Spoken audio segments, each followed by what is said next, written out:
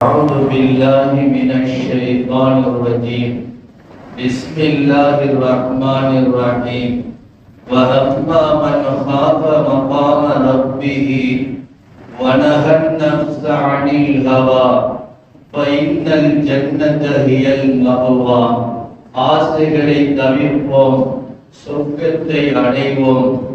கண்ணியமான அல்லாஹ்வின் நல்லடியார்களே, இன்று ஓதப்பட்ட இந்த பாக்கியமான வசனத்தில் சொர்க்கத்தை அல்லாஹ் ரப்புல் ஆலமீன் ஆசையை விட்டால் வழங்குவதாக வாக்களிக்கிறார். வஅம்மா மன் காஃப மகாம ரப்பிஹி, யார் தன்னுடைய அல்லாஹ்வின் சன்னிதானத்தில் நிற்க வேண்டும் என்பதை அஞ்சி, வனஹன் நஃப்ஸ அனில் ஹவா, மனோ இச்சையை விட்டு விடுகிறானோ, ஃபஇன்னல் ஜன்னத ஹியல் மஅவா, அவன் தங்குகின்ற இடம் சொர்க்கம் என்பதாக அல்லாஹ் ரப்பல் ஆலமீன் சொல்லுகிறார். சொர்க்கத்திற்கும் நமக்கும் இடையில் இருக்கக்கூடிய ஒன்றே ஒன்று ஆசைதான். அதை விட்டால் சொர்க்கம் கிடைக்கும், இதை தொட்டால் அது கிடைக்காமல் போய்விடும். அருமை நாயகம் ரசூலுல்லாஹி ஸல்லல்லாஹு அலைஹி வஸல்லம் அன்னவர்கள் இந்த ஏகத்துவ பிரச்சாரத்தை மக்காவில் எடுத்து வைத்த பொழுது மக்காவாசிகள் 3 வகையான ஆசையை அருமை நாயகத்திற்கு காட்டினார்கள். இந்த 3 ஆசைகளின் காரணமாகத்தான் மனிதன் உலகத்தில் நடமாடிக் கொண்டிருக்கிறான், உழைக்கிறான், பாடுபடுகிறான். இந்த ஆசை இல்லை என்று சொன்னால் எங்கும் எழுந்து போக மாட்டான், உட்கார்ந்தே சுபஹானல்லாஹ் போதிக்கிட்டே இருக்கும். ஆசைதான் இவனை கிளப்பி விடுகிறது, ஆசைதான் பாவத்தில் விழச் செய்கிறது, ஆசைதான் கண்டமிட்டு கண்டம் பறக்க சொல்லுகிறது, தூக்கத்திலிருந்து அவனை எழுப்பி விடுகிறது. உலகத்தின் இயக்கத்தை ஆசையை அடிப்படையாக வச்சு அல்லாஹ் தஆலா படைத்திருக்கிறார். ஆசை இல்லாத மனிதர்கள் யாருமே இல்லை. அல்லாஹ் எல்லோருக்கும் ஆசைகளை நிரப்பமாக தந்திருக்கிறார். அதை அளவோடு பிரயோகிப்பவர்கள் வரிமார்களாக மாறுகிறார்கள், அளவை கடக்கிற பொழுது இப்லீஸாக மாறிவிடுகிறார்கள். இதுதான் இரண்டுக்கும் மத்தியில் இருக்கக்கூடிய வித்தியாசமாக இருக்கிறது. அருமைக்குரிய அல்லாஹ்வின் நல்லடியார்களே, மக்காவாசிகள் நபிகள் நாயகம் ஸல்லல்லாஹு அலைஹி வஸல்லம் அவர்களுக்கு வைத்த பரீட்சையில் பெருமானார் முதல் மார்க்கு பெற்றார்கள், சிறந்து விளங்கினார்கள். மக்காவாசிகள் தலைவர்கள், பிரமுகர்கள், செல்வ சீமான்கள் எல்லோரும் சேர்ந்து பெருமானாரை வந்து சந்தித்தார்கள். சந்தித்து சொன்னார்கள், முஹம்மது ஸல்லல்லாஹு அலைஹி வஸல்லம் அவர்களே, நீங்கள் இந்த புதிய மார்க்கத்தை ஆரம்பித்திருக்கிறீர்கள். இந்த மார்க்கத்தை நீங்கள் ஆரம்பிச்சதற்கு ஏதாவது ஒரு நோக்கம் இருக்கணும். ஒன்று, நீங்கள் ஒரு பதவியை, உயர்ந்த பதவியில இருக்கணும்னு ஆசைப்பட்டு இதை நீங்கள் துவங்கி இருந்தால் உங்களை இந்த மக்காவுடைய மன்னராக நாங்கள் யோகமித்த அடிப்படையில் ஏற்றுக்கொள்கிறோம், உங்களை அரசராக நாங்கள் ஆக்குகிறோம், நாங்கள் உங்களுடைய குடிமக்களாக இருக்கிறோம் என்று சொன்னார்கள். இரண்டு நபி ஸல்லல்லாஹு அலைஹி வஸல்லம் சொன்னார்கள், அந்த மாதிரி ஆசை நமக்கு இல்லப்பா, அரசராகணும், பதவியிலே இருக்கணும். பதவி என்பது மகா கொடிய விஷயமாகும், மகா கொடிய விஷயமாகும். அதிலிருந்து இறங்குவது அவர் செத்து போறதுக்கு சமமாக விளங்குவோம். செத்து போக கூட தயாராகிறோம், பதவியிலிருந்து இறங்க முடியாது. எப்படி இவ்வளவு காலம் இருந்துட்டோம், எப்படி இறங்குறதுன்னு சொல்லுவோம். பதவி மகா மோசமானது. அருமைக்குரிய அல்லாஹ்வின் நல்லடியார்களே, வீடு வாசல் சொத்து சுகத்தை எல்லாம் விற்று அந்த பதவியை பிடிக்கின்ற அரசியல்வாதிகள் எவ்வளவு கங்கணம் கட்டிக்கிட்டு அலைகிறார்கள் என்பதை நீங்கள் நிதர்சனியமாக பார்க்கிறீர்கள். நபி அவர்கள் அந்த ஆசை எனக்கு இல்லைன்னா, இரண்டாவதாக அவர்கள் கோரிக்கை வைத்தார்கள், அல்லது இந்த புதிய மார்க்கத்தை நீங்கள் துவங்கி இருப்பதற்கு பணம் சம்பாதிக்கிறதுக்கு ஏதாவது நோக்கம் இருக்கணும். காசு, சில்லறை காசு சம்பாதித்து பெரிய ஆளா பணக்காரனாகணுங்கிற ஆசை உங்களுக்கு இருக்கும். அப்படி ஒரு ஆசை உங்களுக்கு இருக்குமே ஆனால் உங்கள் காலடியும் பொன்னையும் பொருளையும் கொண்டு வந்து குவித்து விடுகிறோம். நீங்கள் இந்த மார்க்கத்தை விட்டு விடுங்கள். அல்லாஹ்வால் தரப்பட்ட இந்த ஈமானிய வாழ்க்கையை ஈமானுடன் கூடிய இந்த வாழ்க்கையை விட சொல்லித்தான் அவர்கள் பணம் தருகிறோம் என்று சொன்னார்கள். பெருமானார் ஸல்லல்லாஹு அலைஹி வஸல்லம் அவர்கள் அப்படி ஒரு ஆசை எனக்கு இல்லை என்று சொல்லிட்டார். பணத்துக்காக வேண்டி இந்த வேலை செய்யவில்லை என்றார் ஸல்லல்லாஹு அலைஹி வஸல்லம். அப்படின்னா உங்களுக்கு ஏதாவது ஊர்ல நல்ல அழகான பொண்ணு உங்களுக்கு நாங்க பார்த்து வைக்கிறோம், அந்த மாதிரி அழகி உலக அழகி உங்களுக்கு கட்டி வைக்கிறோம், நீங்க இந்த கொள்கையை விட்டுருங்க அப்படின்னா நபி ஸல்லல்லாஹு அலைஹி வஸல்லம் சொன்னாங்க. அந்த மாதிரி ஒரு ஆசையும் நமக்கு இல்லை. பொன்னாசை இல்லை, பொருள் ஆசை இல்லை, பதவி ஆசை இல்லை. அப்ப உங்களுக்கு ஏதோ சைத்தான் கொடுத்துருக்காங்க. எங்களுக்கு நல்ல ஆள் இருக்காங்க, அவங்க வச்சு உங்களுக்கு ஓடி பார்க்கிறோம் அப்படின்னா யாருக்கு? ஈருலகத்துடைய அரசர் முகமது ரசூலுல்லாஹ் உலகத்தில் ஓடி பார்க்கறதுக்கு ஏதாவது ஒரு தீர்ப்பை இருக்க வருமானா? இந்த மாதிரி பேசியிருக்கிறார்கள் நபி ஸல்லல்லாஹு அலைஹி வஸல்லம் அவர்கள். உலகத்துக்கே மருந்து கொடுத்தவர்கள், எல்லார்கிட்ட இருந்த பேயை ஓட்டியவர்கள், மனப்பேய, அகப்பேய, உட்பேய, ஏகப்பட்ட பேய் நமக்குள்ள படுத்து கிடக்கு. சும்மா இருக்கிற முந்தி விட்டாத அப்புறம் உன்னால தாங்க முடியாத சில பேர் சொல்றாங்க இல்லையா, உனக்கு ஒரு பிரிவம் படுத்து கிடக்குடா, அதை எழுப்பி விட்டாது அப்படின்னு சொல்றாங்களா இல்லையா?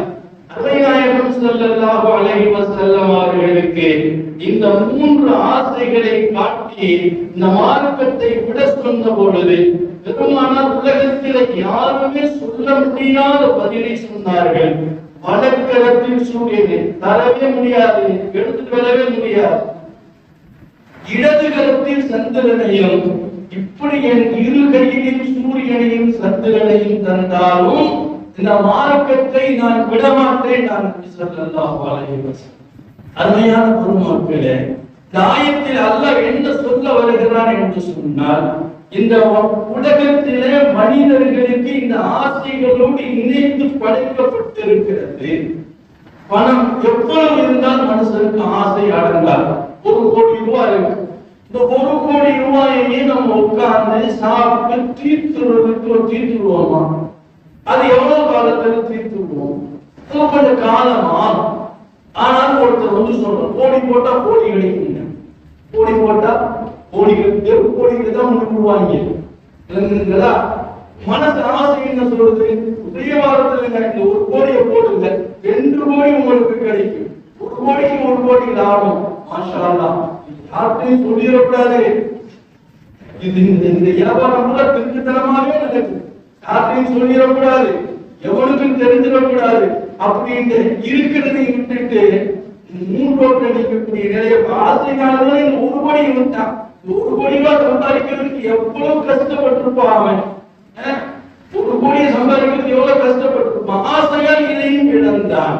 உள்ளதையும் இழப்பதற்கு பெயர் தான் ஆசை. அந்த ஆசையை உள்ளதை வச்சுட்டு நல்லா இருக்காங்க. அல்லாஹ் சொல்றது என்னன்னா, நான் உனக்கு எதை விதிச்சிருக்கிறேன், எண்ணெயை தேய்ச்சிட்டு கொடுத்தாலும் ஒட்டுறதுதான் ஒட்டும். நான் உனக்கு கொடுக்கணும்னு எதை நாடி இருக்கிறேனோ அதுதான் உனக்கு வரும். தேவையில்லாம ஆசைப்படாத, உள்ளதும் போயிடும். தேவையில்லாம ஆசைப்பட்ட உள்ளதும் போயிடும். ஆசையை விடுத்தால் அம்மாவன் ஹாஃப மகாம ரப்பிஹி வனஹன் நஃப்ஸ அனில் ஹவா. இப்படி ஒருவன் உனக்கு வந்து ஆசை காட்டுகிறான், நீ அந்த ஆசைக்கு மயங்காமல் அல்லாஹ்ட்ட ஒரு நாளைக்கு நம்ம போய் நிற்போம், அல்லாஹ்ட்ட நல்லா நம்மகிட்ட கேட்பான். அப்ப நம்ம அல்லாஹ்ட்ட என்ன பதில் சொல்றது அப்படிங்கிற அந்த எண்ணம் வந்து உடனேயான அந்த ஆசையிலிருந்து வெளியில வந்துடுவான். அதற்கு உமரே ஃபாரூக் ரலியல்லாஹு தஆலா அன்ஹு ஒரு நாள் மதீனாவுக்கு வெளியில போனார்கள். இப்போ ஒரு ஆட்டு இடையில் ஆடு மேய்த்து கொண்டிருந்தான். அதற்கு உமர் ரலியல்லாஹு அன்ஹு அவர்கள் சொன்னாங்க, அப்பா ஒரு ஆடு நமக்கு விலைக்கு தரலையா அப்படின்னு சொல்லி கேட்டான். அவன் சொன்னான், நானும் இந்த ஆடு எங்க எஜமானுக்கு சொந்தமானதுங்க, எங்க எஜமானுடைய ஆட்டை நான் எப்படி விற்கிறது அப்படின்னு சொல்லி அவர் சொன்னார். அதற்கு உமர் ரலியல்லாஹு அன்ஹு அவர்கள் அவரை பரிசோதிக்கிறதுக்காக வேண்டி கேட்டார்கள், ஒரு ஆடை எங்களுக்கு விலைக்கு கொடுத்துரு, நான் உனக்கு காசு தந்துடுறேன். உங்க முதலாளி ஆட்டை எண்ணி பார்த்தீங்கன்னா ஒரு ஆடு குறைந்த ஓனாய் கட்சி சொல்லு, கறி சமைச்சு கறியும் கிடைக்கும், காசுக்கு காசும் கிடைக்கும் அப்படின்னு சொன்னார். அந்த ஆடு மேய்க்கக்கூடிய இடையில் சொன்னார், ஐநல்லாஹு நீங்க எனக்கு காசு கொடுக்கலாம், நான் உங்களுக்கு ஆடு கொடுக்கலாம், நீங்க எனக்கு கறி கொடுக்கலாம், நான் அதை சாப்பிடலாம். ஆசை காட்டினால் அது குமரடியெல்லாம். இந்த ஆசைக்கு இவன் மயங்குகிறானா? நம்முடைய ஆட்சி காலத்தில் அல்லாஹ்வின் அச்சம் மிகுந்தவர்கள் நிலைபெற்றிருக்கிறார்களா, ஆசைக்கு உட்பட்டவர்கள் இருக்கிறார்களா என்பதை பரிசோதிக்கிறதுக்கான கேட்ட பொழுது ஐநூறுதான் அவர் கேட்டார்கள். இது சும்மா வராது சகோதரர்களே. சதா நேரமும் அல்லாஹ் என்னோடு இருக்கிறான் என்ற உணர்வு இருக்கிறவங்களுக்கு தான் இருப்பது. யாராவது பார்த்துட்டே இருக்காங்க, நான் பார்க்கிறேன், நீங்க ரூபாய் எடுப்பீங்களா? யாரும் பார்க்கலைன்னா தான் எடுப்பாங்க. யாராவது பார்த்துட்டு தான் எடுக்க மாட்டான். அந்த ஆட்டு இடையில் அல்லாஹ் என்னை பார்த்து கொண்டே இருக்கிறான் என்ற உணர்விலேயே ஆரம்பிச்சான். சும்மா வருதில்லை அந்த வாசம். அதற்கு உமரடியெல்லாம் அவர்கள் இவ்வளவு சந்தோஷப்பட்டு போயிட்டார். அவனை கூட்டிக்கிட்டு அவனுடைய எஜமான்கிட்ட போனான். எஜமான்கிட்ட போய் அந்த அடிமையையும் அந்த ஆடுகள் அனைத்துக்கும் பணம் கொடுத்து விலைக்கு வாங்கி அந்த ஆட்டுக்கு அவனை உரிமையாளராக ஆக்கி, நீ சொன்ன வார்த்தை, அல்லாஹ் பார்க்கிறாங்கிற வார்த்தை உன்னை உலகத்தில் விடுதலை பெற்று தந்து விட்டது, உன்னை செல்வ சீமானாக ஆக்கி, நாளை மறுமையில் சொர்க்கத்திற்கு தீர்மானிக்கிறது அல்லாஹ்வுடைய கையில் இருக்கிறது. என்னால் முடிந்ததை செய்து சங்கையானவர்களே, அந்த நேரத்தில் அந்த ஆட்டினை நான் செய்ய முதல்ல சொட்டிட மாட்டீங்கள, போட்டு கொடுத்துட மாட்டீங்கள, மாட்டி விட மாட்டீங்கள, அப்படின்னா நானும் தர்றேன் ஆட்டை வித்திருந்தாண்டா அந்த ஆடுகளுக்கு அவன் முதலாளியாக இருக்க முடியாது. அவன் எவ்வளவு பெரிய மாமனிதர்கிட்ட பாராட்டை பெற்றிருக்கு, எவ்வளவு பெரிய பரிசு கிடைத்திருக்கிறது. அருமையானவர்களே, ஆசையை விடுகிற அந்த தருணத்தில் நமக்கு காசு பெருசாதான் தெரியும். காசு பெருசு இல்ல, அல்லாஹ் பெருசுன்னு நினைக்கிற பொழுது எந்த காசை இழந்தோமோ, அதை வேண்டாம் என்று சொன்னோமோ அது நமக்கு தேடி வரும். நிழலை தேடி பயணித்தால் பிடிக்கவே முடியாது. நிழல் வேண்டாம் என்று திரும்பிட்டால் நிழல் நமக்கு பின்னாடியே வரும். ஆசையை விட்டால் அடுத்த கால சொர்க்கத்தில் வைக்கலாம் என்பதாக அல்லாமா ரூமி ரஹிமஹுல்லாஹ் அவர்கள் பதிவு செய்கிறார்கள். எனவே சங்கைக்குரிய அல்லாஹ்வின் நல்லடியார்களே, எல்லாருக்கும் ஒரே மாதிரி ஆசை அல்லாஹ் வைக்கவில்லை. வித்தியாசமான வெவ்வேறான ஆசைகளை அல்லாஹ் தஆலா கொடுத்திருக்கிறார். குழந்தைகளுக்கு விளையாடும் ஆசை, மிட்டாய் திங்கும் ஆசை, பொம்மை வச்சிருக்கிற ஆசை, சைக்கிள் ஓட்டுற ஆசை, இந்த மாதிரி ஆசைகள் வயசுக்கு தகுந்த மாதிரி ஆசைகள். இங்க சொல்ற ஆசை இருக்கிறது அல்லவா, வாழைகானதற்கு பிறகு மண்டையை போடுற வரைக்கும் இந்த ஆசை. அல்லாஹ் இங்க சொல்றது அம்மா மன சாப மகாம ரப்பிஹி வனஹன்னஸ் அனில் ஹவா. யார் மனோ இச்சையை விட்டானோ அவன் சொர்க்கத்துக்கு போய் நாதராக மகாம ரப்பிஹி வனஹன்னஸ் அனில் ஹவா வ இன்னல் ஜன்னத ஹியல் மஅவா. தன்னிலே சொர்க்கம் அல்லாஹ் சொல்றவே அல்லாஹ். ஆனா ஆசையை விடுறது அவ்வளவு சீக்கிரம் இல்லை. ஆசையை விடுறது அவ்வளவு எளிதான காரியம் அல்ல. பதவி வருகிறது, பதவி நம்மளை தேடி வருகிறது, நம்ம தேடி போகக்கூடாது. தானா வந்தா விடக்கூடாது, தானா வந்தா விடக்கூடாது அப்படின்னு சொல்லி நம்ம உள்ளுக்குள்ள பார்த்து ஒரு சைத்தான் சொல்லுது, துப்பா இல்ல நல்ல காரியம் தான் அப்படின்னு. அருமையா நல்லா அப்படின்னு நல்லடியா, அது நல்லதா இருந்திருந்தால் நாயகத்திலுமே எடுத்திருக்க வேண்டும். அந்த ஆசையை முதலில் தள்ளிய பொழுது இரு உலகத்திற்கும் அரசராக ஆக்கின நல்லா. இந்த மூன்று விஷயத்தை விட்டு 8 உதச்ச காரணத்தினால மண்ணில் இருந்து விண்ணுக்கு பயணிக்கக்கூடிய பாக்கியத்தை 1,24,000 நபிமார்களின் ரசூலுல்லாஹ் எல்லா நபிமார்களுக்கும் தலைவராக பெருமானாரை ஆக்கினார். நாம் பிந்தியவர்கள், ஆனால் முந்தியவர்களை காட்டிலும் சொர்க்கத்தின் முன்னணியில் இருப்போம் என்றார்கள்.